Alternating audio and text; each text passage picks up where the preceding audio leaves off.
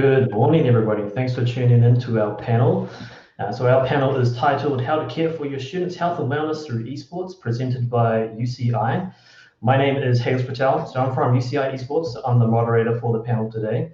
I'm super excited to bring you this discussion today. We have an amazing lineup of panelists.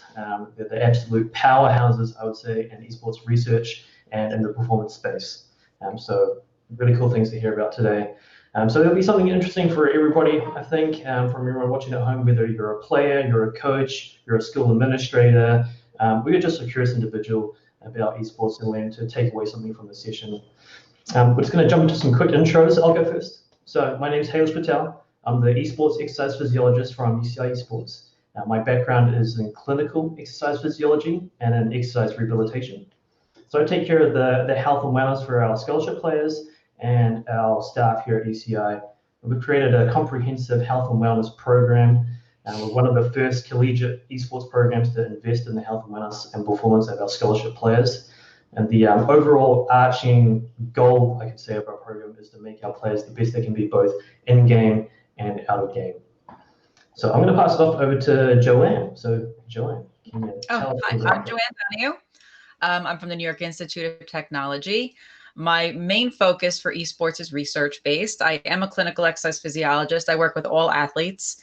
I got involved with esports about 2 years ago, and our campus really started, we really based it off of California Irvine because they're obviously the gurus in this. And really, my main focus is the health of our esports players while maintaining their ability to play at the level that they want to play at. Fantastic, thank you. Pass it over to Adam. Hi, I'm Adam.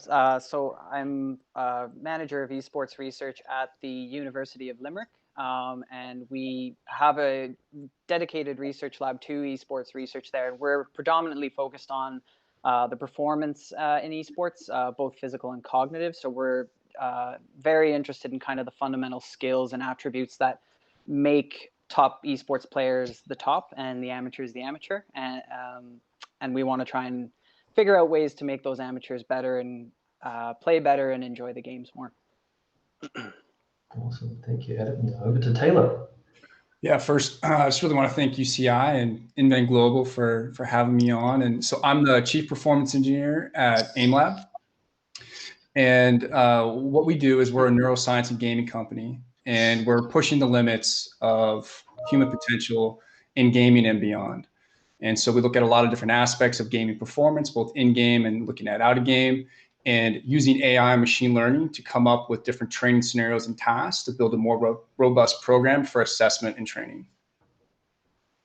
Awesome. Thank you very much for those intros. So as you can see, we have quite the stacked panel, and we're just going to jump straight into some things. So health and performance, I would say, is such a broad topic, and we could sit and talk about the basics of health and like the programs, health programs for athletes and players for the whole session. But since we have such a fantastic panel, I really want to dive in and zoom in on the work that they've been doing in the health and wellness space and at the performance space as well. But before we get to that, just want to establish, that we all understand that, there are some three key fundamentals of health and performance. There are three key areas of health that we can identify, and others Taylor likes to call them the low-hanging fruit. And the three areas are movement, recovery, and nutrition. Okay, so I think we can all agree that if we're making small improvements on these key areas, that it's going to have a significant effect on your overall health and well-being. So I just want to establish that before we get started. But we're going to jump straight into some cool stuff with what's been going on. So I know that Joanne and Adam, you've both been cranking out the esports research lately. And I was trolling through the research papers, over like 10 plus papers in between the both of you. So super impressive. Joanne, I just want to kind of start with you. On your most recent two studies, actually, you highlighted some interesting physical distinctions between esports competitors and non-competitors. Could you tell us a little bit more about what you've seen and what you found? So that article, so one of my main focuses is metabolics. And one of the things that we've looked at in the traditional athlete, the Olympic Committee, they don't use body mass index as an indicator of health, which body mass index, for those who don't know, they use your height and your weight. But when someone does a lot of muscle training, weightlifting, it actually puts them in a very obese category because they don't take into account that muscle weighs more than fat. So we took that concept and we put it towards esport players, because we're actually dealing in reverse here. We're dealing with sedentary individuals who are, and I use the word sedentary, not derogatory at all. I mean, a lot of esport players do exercise regularly. However, it doesn't take away the negative effects of prolonged sitting. So we wanted to see what that prolonged sitting did to their bodies and their BMI. And what we found is that they have significantly less muscle mass, and they have significantly higher body fat. However, their BMI is usually within a normal range. So if you went to a physician's office, the physician would just use your height and weight. They might turn around and say to you, you're fine, you're healthy. But in retrospect, that low muscle mass, I'm not even so concerned with body fat so much as low muscle mass at such a young age can have such long-term effects. And it can also contribute significantly to the musculoskeletal injuries that they see. Interesting. So you looked at specifically collegiate players, is that correct? Yeah, I actually do separate my research because there is such a big difference between collegiate players and professional players. You really can't compare the two. They just have different resources, you know, available to them. Definitely. But do you think that this would be the same across professional players as well? And maybe Taylor, you can chime in because you've worked actively with professionals, they're both teams and individuals as well. Just wondering, would it be like a common theme across the board? Joanne, you want to start? Yeah, I mean, you know, I've only spoken to a few trainers with, I mean, a lot of collegiate teams do have personal trainers and they do have exercise programs. So would it carry across? I really don't know. I think Taylor might be able to jump in a little bit more because he's worked more closely with professional teams. Yeah, so what I found is obviously there is a difference in resources, like Joanne pointed to. And so a lot of the professional teams are now starting to have more of those resources in terms of physical training or athletic trainers and helping them with physical therapy. So there is more of the training environment that's being introduced to the professional scene, and that eventually will trickle down into the college and the high school level. So I would imagine that there are differences between the college and the professional levels. And I think also the professionals, because they're at that level, the ones that choose to take on physical training as a daily routine or as part of their overall lifestyle, they tend to do quite well. And I think it's kind of trickling down into other teams as well. And the opportunity with all of this is to kind of look to the pros and see, like, what are they doing well and what are they not doing? Like, what are they missing? What are the gaps? And that's really the big opportunity for the college and the high school, even down to the middle school. And so, okay, what's working, what's not working? And in terms of the physical performance or just the overall health and well-being, you know, exercise is a tremendous benefit, not only to you physically, but cognitively. And so when we talk to these professional players, the hook initially is like, hey, let's improve your cognitive performance. And, oh yeah, by the way, we're going to teach you how to eat, move, be healthy. And so I think that's kind of pointing back to those three core things that you talked about. Is, again, it's a conversation around building habits and building these performance lifestyles, and then having that really be embedded within the entire ecosystem from professional all the way down to middle school. Interesting. And Adam, have you come across any of this through your research as well, looking at like body composition or the effects of, I'd say, body composition on your research? Yeah, no, it's a great question. It's not something that we're directly focused on. So when we think to the types of research that we're doing, it's predominantly either kind of software based or from a neuromuscular perspective or from a cognitive perspective. So we're actually just in the process of finalizing a kind of dual systematic review on both the effects of gaming and the association with cognitive abilities there. And obviously there's links with kind of habitual action video gamers displaying kind of superior cognitive abilities in certain areas. And we're looking also at when we look at the cognitive abilities that are kind of shown to be enhanced in action video gamers, how are those same cognitive abilities either enhanced or improved or helped by physical exercise? And one of the interesting things that we've found in the review that we've done is that research in the area of the collegiate athlete is actually pretty sparse. When we look to kind of the effects of physical exercise on cognition, it's really heavily focused on children and also older adults or clinical populations. So we're really excited about kind of the findings that we have coming out of this review to kind of add to the literature and for young, healthy adults. That's great. That's fantastic. So it sounds like there's this top-down approach, like Taylor mentioned, that The professional teams are doing some stuff. Collegiate are doing middle school and high school. I'm not sure what's going on down there. I know there are some interesting things coming out through there. But what do you all think could be done, or what could these individual teams and organizations do to help mitigate these apparent negative effects on the body? Well, I guess I'll start.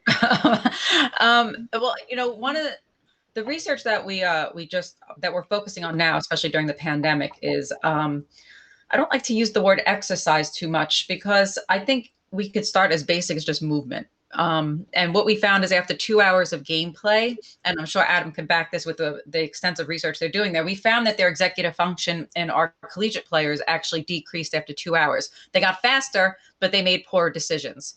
So we took that and we wanted to see if we just took a simple 6-minute break after 1 hour of gameplay, could we change that? And we're in the preliminary stages of that. And we actually found that a 6-minute walking break, just a walking break, not high intensity, just a perceived exertion of like 6 or 7, that they actually had a better executive function. Now, ideally, what people don't realize is that your blood flow and cerebral blood flow decreases after 30 minutes of sitting.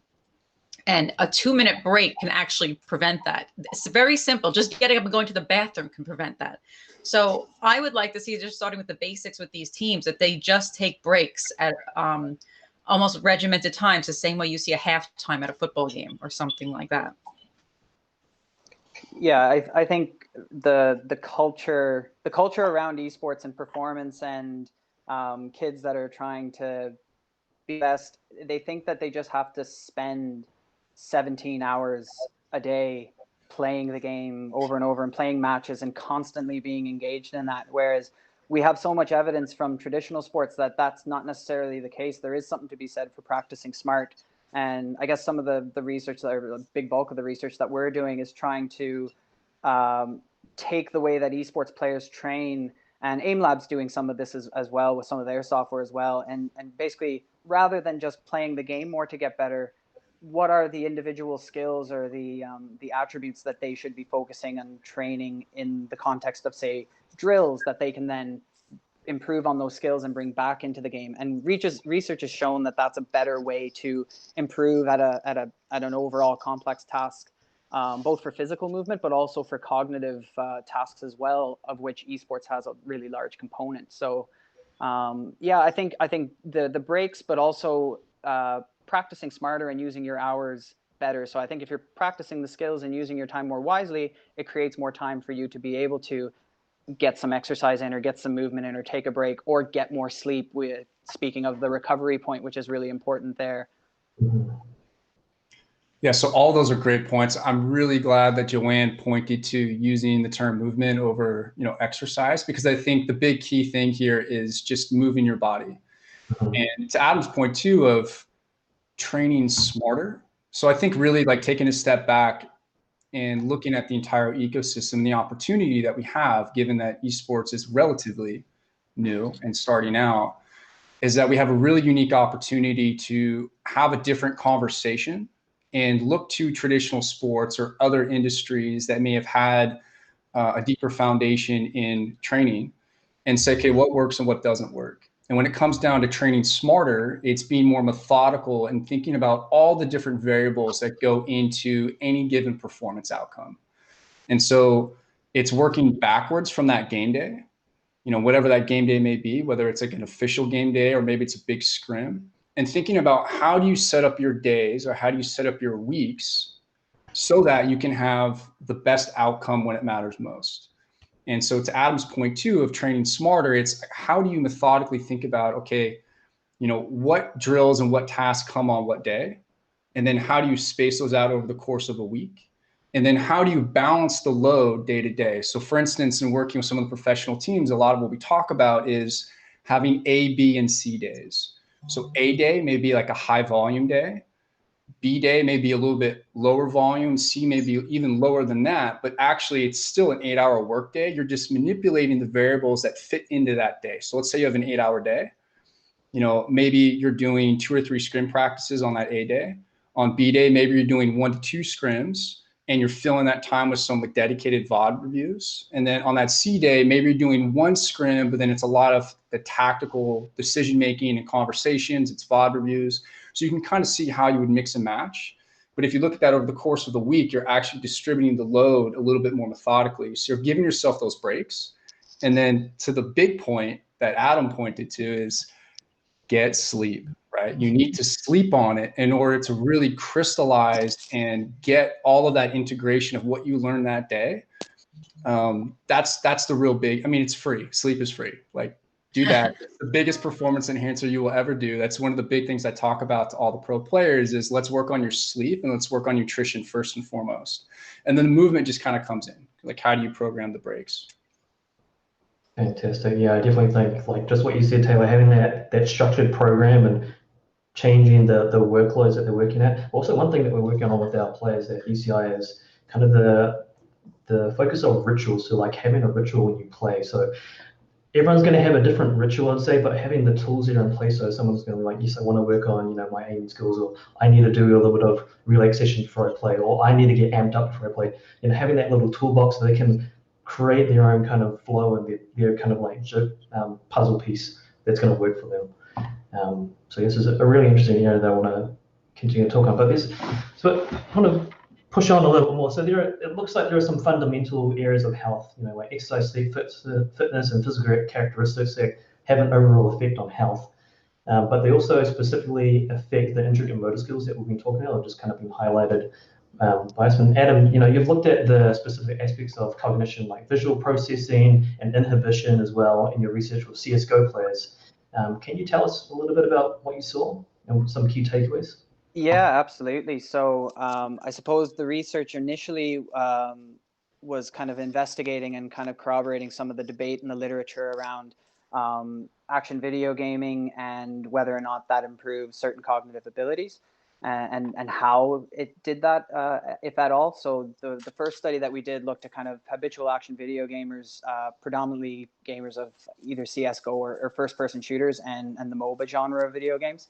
And comparing them to non-gamers. And basically we saw that they didn't necessarily have better cognitive inhibition, but they prioritized speed over accuracy. But when it came to information processing, they processed information much more quickly, and they also task switched much more quickly. And that's something that we've actually seen in the most recent review I alluded to earlier with exercise, is that information processing, attention, task switching, and memory are kind of the four kind of cornerstone cognitive abilities that appear to show the most promise in kind of action video game literature.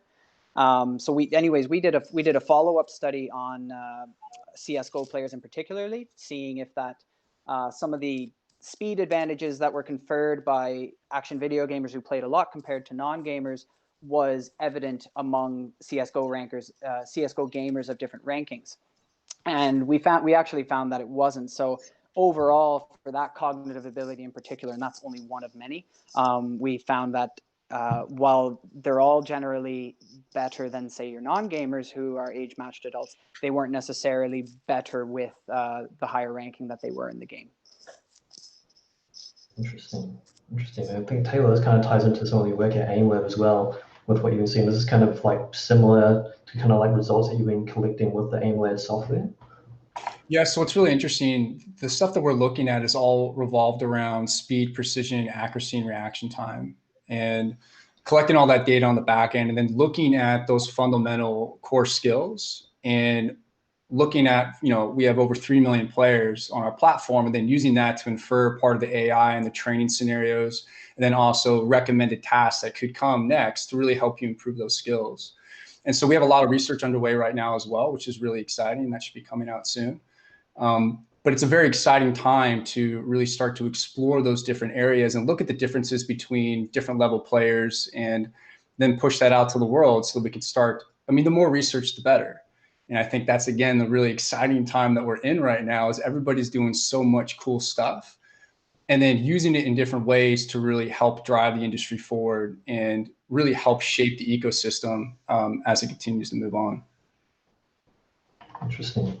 Very interesting. So, and just kind of dipping back to what you're saying, so it seems like the action video game players had quicker reaction times, you were saying, compared to the non-games. Is that correct? But their accuracy overall was about the same? Yeah, at least among that cohort, anyways. And that was specifically for a cognitive inhibition task. So this is a kind of a common task called the Stroop task that we tested them on. So it's not necessarily a direct gaming task, for example. So we've been doing some of that work with some custom software that we have been developing with Logitech over the last 4 years to kind of test individual skills among first-person shooter games. And yeah, one of the skills that's kind of fundamental to kind of all the other shooting skills within a game like CSGO is the flicking, which I'm sure a lot of the listeners have heard of.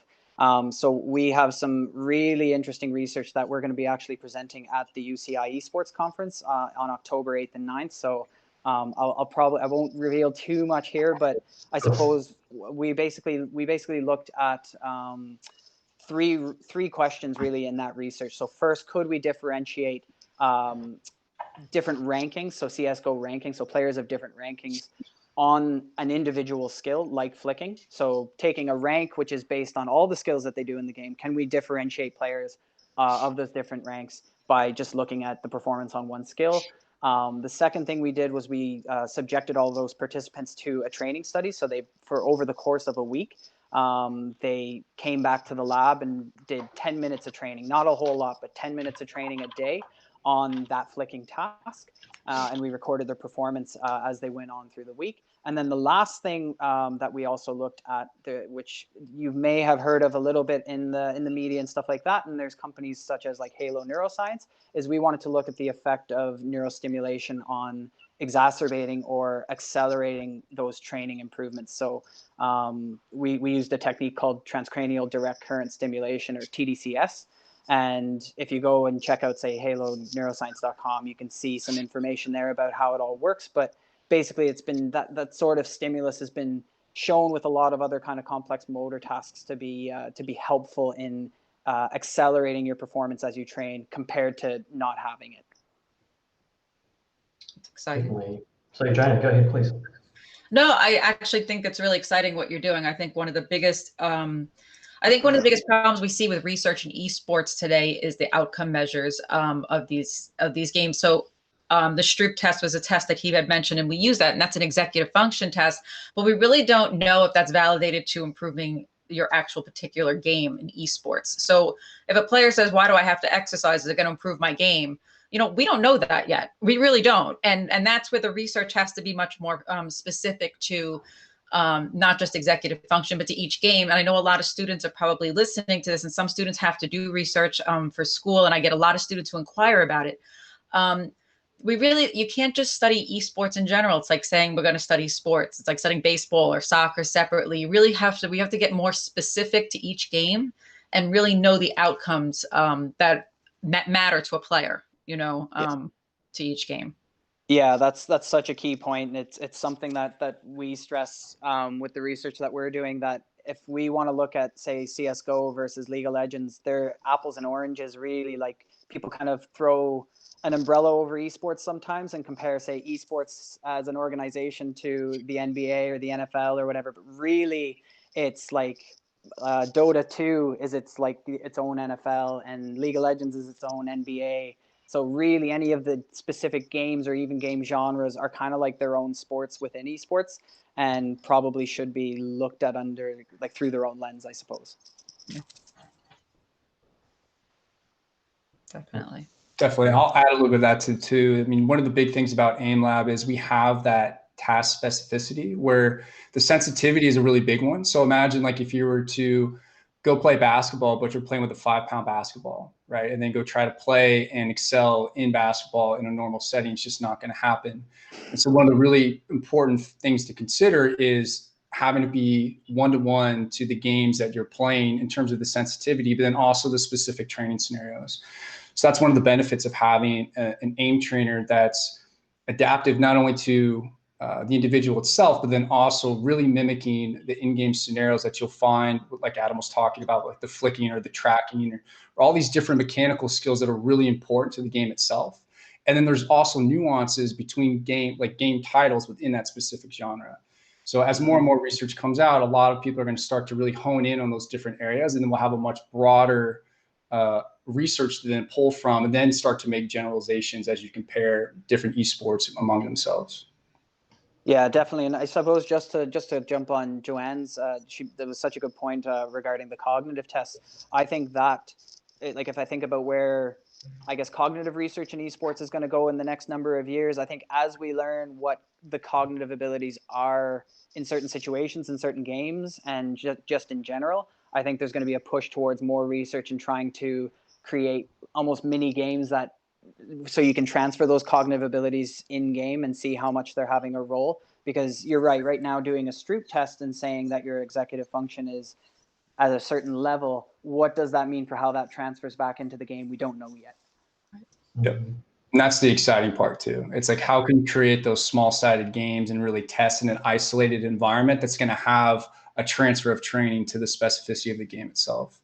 Big time. And that has implications for how people train. It has implications for identifying talent. So if you think of any of those esports or teams running combines, like you would have an NFL combine to identify the fastest player, the person who can jump the highest, it's the same way in sports as well. And it's all that information and knowledge is going to be research driven. Yeah, and that's one of the initiatives we're actually working on right now is we're running combines with professional teams and then looking at that data compared to our large user base and looking at, okay, what are the differences between these skill sets in these different particular tasks and these different domains of the flicking and the tracking.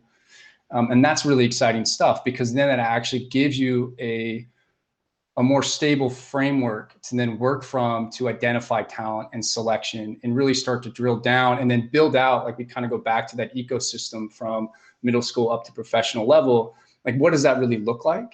And then how do you then start to bolt on all of the other supporting aspects of performance, whether it's cultural, psychological, neurological and tactical. I mean, all these different domains are really important. But first it has to start with the research and getting that dialed in on what skills matter most and how they differ. And then you can start to work backwards. Yeah, maybe it's going to tap into like that talent acquisition, which you just highlighted. I think having like an esports combine, man, that's so exciting. Like that'd be awesome. Yeah. Like, we're very much working on that. We also have skills challenges with other leagues as well. And that's all part of, again, collecting that data to start get a much larger data pool where we can then start to look and compare between different classifications of players and start to really hone in on, okay, what's really happening here? And then once we identify those skills, then it's okay, well, how do we train them? And then how do we prepare them on the front end? And then once we identify strengths and weaknesses, then how do we start to train and really dial in on those specific needs? Mm-hmm. I think you highlighted a really important point on your previous point, saying that we need the research to catch up to provide us with these tools that we can actually measure what we're looking for. Just one point that I've been kind of noticing is that we're talking about like distinctive motor and cognitive skills, and it seems like there is a distinction between gamers and non-gamers. But is there a way, or in your opinions, is there a way that we could distinguish between the physical motor skills and more of the cognitive processing that's going on? Because these are two different areas that are working together. Is there, like at the moment, we're talking about the Stroop test, so that's potentially one way to, decipher it down and narrow it down. But is there another way that we can look at it? Geez, yeah, that's a great question. They're so tightly linked. Just kind of it's almost like the chicken or the egg kind of perception versus action cognition debates. Yeah, I think whenever you're doing research, depending on the design of your study, I think there's certain things that you can tweak to try and better understand if something's happening at, say, the cortical level or like at the brain level versus at the peripheral level, the peripheral nervous system, or at the muscle level, controlling the joints. So there's certain techniques that you can do. There's neurostimulation techniques that you can do to basically perturb the brain or perturb the peripheral nervous system and then see if that's affecting the movement more than, say, perturbing the muscle or perturbing the joint. So you can, depending on which one, say, causes more of an error, you could argue that part of the system is more important. But it's very tricky to kind of really get at without kind of sophisticated hardware and software, I suppose. Yeah, like they're all the kind of techniques that would be not necessarily commercially available, and you'd have kind of one participant in the lab for a period of hours to do, say, something like transcranial magnetic stimulation, which is a technique where you send a small pulse to the brain to either make the underlying neurons kind of more active and excited or less active and excited, so more involved in the movement or less involved in the movement. But that's really, it gets at it's hard to make that available commercially and safely, I suppose. So all of that research is still to be done in the area of esports. I guess it's a very convoluted answer. I'm sorry, but I suppose that's the excitement about it too, is that it is all still to be done and understood in esports. So yeah. Yeah, I mean, it's definitely not a simple answer, so thank you. Joanne, any thoughts on ways that we could decipher between those two aspects? I don't think I could add to what Adam said. He said it all. It's, how to differentiate, I don't know, you know. Well, it's exciting. It's open. I mean, like we said, the esports research currently is very lacking at the moment, but this is, it's opening all these different doors. We were opening one door and it opens up 10 more doors. So we're just going to continually go through each of these doors as slowly, quickly as we can, or methodically as we can. And it seems like we're all working on these different areas with, Adam, the cognitive side, and Joanne focusing on the health side, and Taylor specifically on the application side. How can we make our players much, much better than they are currently? I know we're coming to our end of our time, but I just want to throw this question out there, a kind of rapid fire question. Where would you like to see the esports medicine, health, and performance in seeing within esports in 5 years? So who wants to go first can just go ahead, guys. Joanne? Oh, I guess I'll where would I like to see? I would actually like to see more validated research that esports is taken more seriously on other platforms like the Olympic Committee, and they have more open organization, one standard organization like the NCAA that can recognize and put some rules and regulations in, so that one of the biggest reasons that a lot of these organizations, especially the Olympic organization, rejected esports at this point, because they said there's just not one governing body that's overseeing this. It's a little scattered right now, and there's not enough rules and regulations, which takes years of, I equate it to concussions with football, American football. Is that, we have all these regulations that they can't have contact practice 2 days in a row because we know that increases their chance of having concussion. That took years to have these regulations. There are no regulations in esports. So within 5 years, I'd like to see enough literature that backs health, that we can create guidelines for the health of the players. So thank you. Taylor, do you want to jump in? Sure, I can go for it. So if we were having this conversation 5 years from now, looking back, I think, one of the big things that I would feel really good about is if we continue to think outside the box. The one caution that I have is, we cannot just fall back on what's been done in traditional sports or what's been done before. I think one of the big exciting things about where we're at right now, and when I got into this industry 4 years ago, is this is in many ways a blank canvas, and we have an opportunity to really push the envelope of what we think is possible and have these, moonshots of sorts of really going beyond what could be possible for human potential. And so when we think about that in the terms of esports and player development, let's not lose sight that we're dealing with adaptable human beings. And first and foremost, we're dealing with young individuals. And so what I would really like to see is avoid the pitfalls of what's happened in traditional sports for the youth, and really make sure we're doing a great job and being methodical, like Joanne was speaking to, of, having structured practice, but having the guidance and the mentorship and having all of the same resources that you find in traditional sports, but better.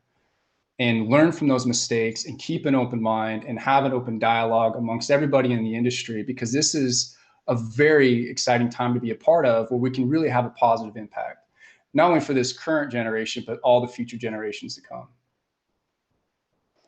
Awesome, thank you.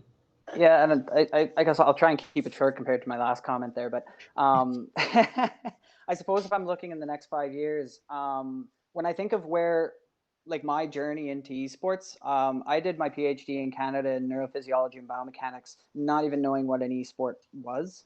And I've kind of, because there's such a neurophysiological and motor control aspect to esports, there was a lot of application of my research to that unique population. And I think that's the case with a lot of people who are doing research in esports at the minute. They've done their PhD or they've done their degree in another area, not necessarily thinking about esports, but then they've been able to kind of adapt and apply their research to esports.